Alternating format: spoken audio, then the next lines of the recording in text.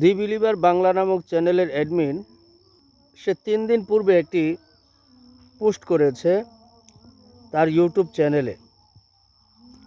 সেই পোস্টটা আমি আপনাদেরকে একটু দেখানোর চেষ্টা করছি, আপনারা বিষয়টা একটু লক্ষ্য করবেন।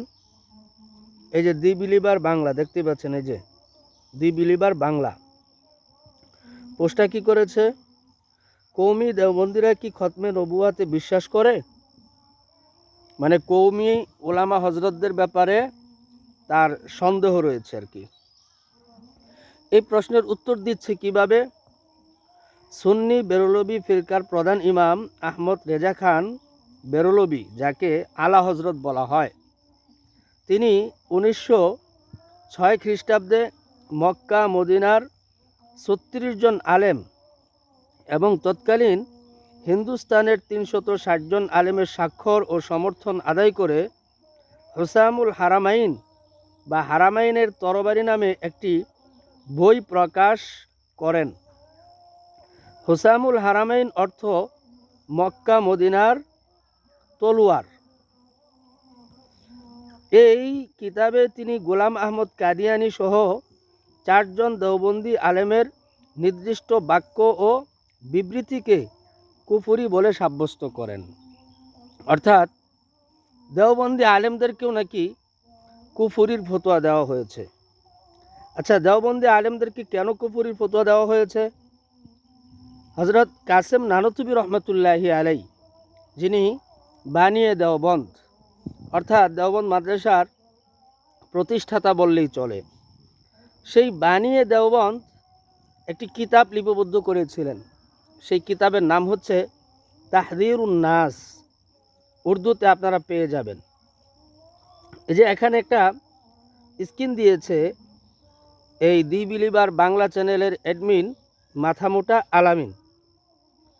এই স্ক্রিনে আমরা দেখতে পাচ্ছি উর্দু লেখা, বলকে বিল ফরজ आपके ज़माना में भी कहीं और कोई नबी हो, जब भी आपका ख़ात्म होना बादुस्तुर बाकी रहता है।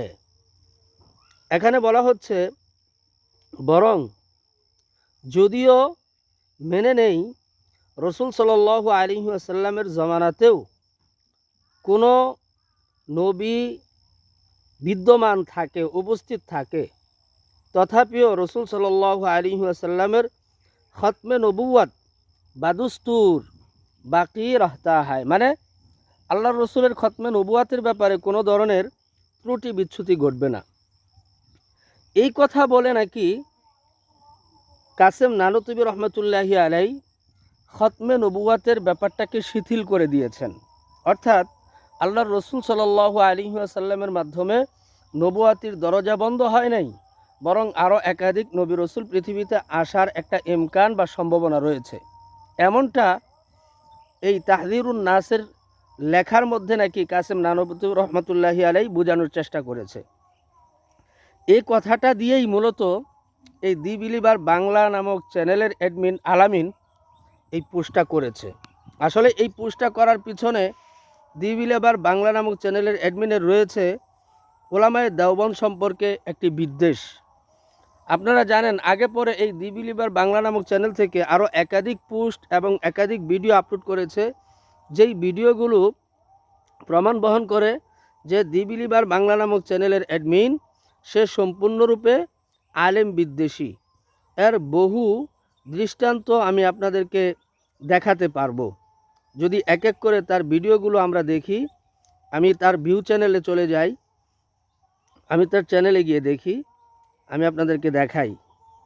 সে বিভিন্ন এই যে হিজাব, পর্দা, কোরআন কি বলে, এটা নিয়ে ওলামায়ে দেওবন্দ বা আলেম ওলামাগণ যেই কোরআন হাদিস থেকে আদিল্লা দিয়ে থাকেন, সে সম্পূর্ণরূপে এটাকে প্রত্যাখ্যান করে। তারপরে হচ্ছে বুখারী মুসলিমের জঘন্য নোংরা জাল হাদিস, মহানবী সাল্লাল্লাহু আলাইহি ওয়াসাল্লাম সম্পর্কে বুখারী মুসলিমের জঘন্য নোংরা জাল হাদিস, বুখারী মুসলিমে জাল হাদিস আছে, এই সমস্ত কথাবার্তা বলে সে ভিডিও আপলোড করেছে। তারপরে দেখেন হাদিসের অপব্যাখ্যা, এখানে এনেছে কাকে, শেখ আহমদুল্লাহ, তারপরে হচ্ছে আব্দুর রাজ্জাক বিন ইউসুফ, তারপরে হচ্ছে মুফতি আরিফ বিন হাবিব দামাত বারাকাতুহুম, এই যে ব্যক্তিবর্গগুলো এনেছে, মানে এনারা হচ্ছে হাদিসের অপব্যাখ্যা করে। তারপরে হচ্ছে আপনার ইসলাম এবং গণতন্ত্র। আচ্ছা, তারপরে দেখেন বাংলাদেশ মুসলিমদের নাকি অমুসলিমদের, এটা নিয়ে দুজন শায়েখের পিক দিয়ে সে আপলোড করেছে। তারপরে হচ্ছে এই দেখেন 2018 রক্তক্ষয়ী সংঘাত, এই সংঘাতের পিকচার দিতে গিয়ে সে কী করেছে, মামুনুল হক সাহেবের হাতে লাঠি, সাখাওয়াত হোসেন রাজি সাহেবের হাতে লাঠি, মানে কৌমি অঙ্গনকে কলঙ্কিত করার জন্য বা মানুষের সামনে কলঙ্কিত একটি রূপ দেওয়ার জন্য সে চেষ্টা চালাচ্ছে। গানের শিক্ষক হারাম নয়, দেখছেন ছবি দিয়েছে কার, জামাত ইসলামের এবং চরমনাই পীর সাহেবের। আবার একটা বেপর্দা মেয়ে মহিলার গিটারওয়ালা ছবিও দিয়ে দিয়েছে। এভাবে বহু এই থাম্বেল বানিয়ে সে ভিডিও আপলোড করে মুসলিম উম্মার মাঝে এক ধরনের আলেম বিদ্বেষী মনোভাব সৃষ্টি করার চেষ্টা চালাচ্ছে। প্রিয় ভাইরা আমার, এখন আমি আপনাদেরকে একটু দেখাতে চাই যে তাহযীরুন নাস কিতাবের মধ্যে প্রকৃতপক্ষে কি বলা আছে।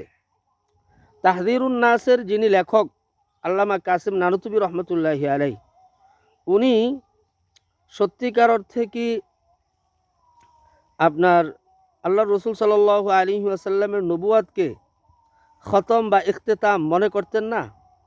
আমরা এই বিষয়টা সম্পর্কে একটু আপনাদেরকে সাধারণ এই বিষয়বস্তু জানানোর চেষ্টা চালাচ্ছি। অবশ্যই ভিডিওটি লম্বা হয়ে যাচ্ছে, একটু দেখার চেষ্টা করবেন। এখানে একটা পোস্ট দেখতে পাচ্ছেন, এই পোস্টের মধ্যে লিখছে যে अल गरज ये बात भी यही है कि मौसूफ बिज़ात से आगे सिलसिला ख़त्म हो जाता है। तारपरे एखाने लिखছে आप सल्लल्लाहु अलैहि वसल्लम पर सिलसिला नबुवत मुख्ततिम हो जाता है। गरज जैसे आप सल्लल्लाहु अलैहि वसल्लम नबीयुल उम्मत है वैसे ही नबीयुल अम्बिया भी है। এগুলো সব তাহযীরুন নাসের লেখা, অর্থাৎ হুজুর সাল্লাল্লাহু আলাইহি ওয়াসাল্লামের উপর নবুয়াতের সিলসিলা তথা ধারাবাহিকতা সমাপ্ত হয়ে যায়। কাজেই তিনি যেরকমভাবে উম্মতের নবী তেমনি সকল নবীদেরও নবী। তাহলে এই কথা দ্বারা কি বোঝা যায়? আল্লাহর রসুল সাল্লাল্লাহু আলাইহি ওয়াসাল্লামের উপরেই সিলসিলায়ে নবুওয়াত মুখতাতিম হো জাতা হ্যায়। তাহলে আল্লাহর রসুল সাল্লাল্লাহু আলাইহি ওয়াসাল্লামের খতমে নবুওয়াতকে কাসেম নানুতুবি রহমতুল্লাহি আলাইহি কোথায় অস্বীকার করলেন? তারপরে দেখেন কাসেম নানুতুবি রহমতুল্লাহি আলাইহি তাহযীরুন নাসের 30 নম্বর পৃষ্ঠায় লিখেছেন খতমে নবুওয়াত জামানে কি মুনকির কাফের হ্যায়, অর্থাৎ খতমে নবুওয়াত জামানের অস্বীকারী কাফের। যে ব্যক্তি খতমে নবুওয়াতকে অস্বীকার করে সে ব্যক্তি কাফের। তারপরে দেখেন লেখছে এই যে সেই লেখাটা, যেই লেখাটা দিয়ে দি বিলিভার বাংলা নামক চ্যানেলের অ্যাডমিন উলামায়ে দেওবন্দকে কাফেরের ফতুয়া দেওয়ার চেষ্টা চালিয়েছে। দেখুন, বলকে বিল ফরজ आपके ज़माना में भी कहीं और नबी हो तब भी आपका ख़त्म होना बदस्तूर बाकी रहता है। এখানে মাওলানা সাহেব লিখেছেন বরং যদি ধরে নেওয়া হয়, বলকে বিল ফরজ মানে যদি ধরে নেওয়া হয় রসুল সাল্লাল্লাহু আলাইহি ওয়াসাল্লামের জামানায়ও কোনো নবী হতো, তাহলে নবী সাল্লাল্লাহু আলাইহি ওয়াসাল্লামের খাতাম তথা সর্বশেষ হওয়া বাকি থাকে।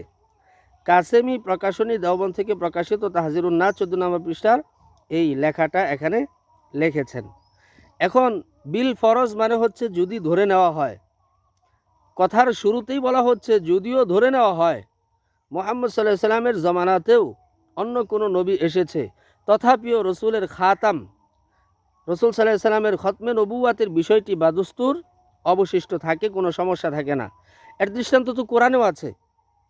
এই কথা বলার কারণে, অর্থাৎ যদিও ধরে নেওয়া হয়, এই কথা বলার কারণে যদি রসুল সাল্লাল্লাহু আলাইহি সাল্লামের খতমে নবুওয়াতকে অস্বীকৃতি বোঝায় না এমনটা যদি কেউ মনে করে থাকে, তাহলে আল্লাহ তাআলা যে কোরআন কারীমের মধ্যে বলেছেন কুল ইন কানা লির রহমানি ওয়ালাদুন ফাআনা আউয়ালুল আবিদিন, নবী হে আপনি বলুন যদি আল্লাহ তাআলার বা রহমানের কোনো সন্তান হতো তাহলে আমি সর্বপ্রথম ইবাদতকারী ব্যক্তিদের মধ্য থেকে হতাম।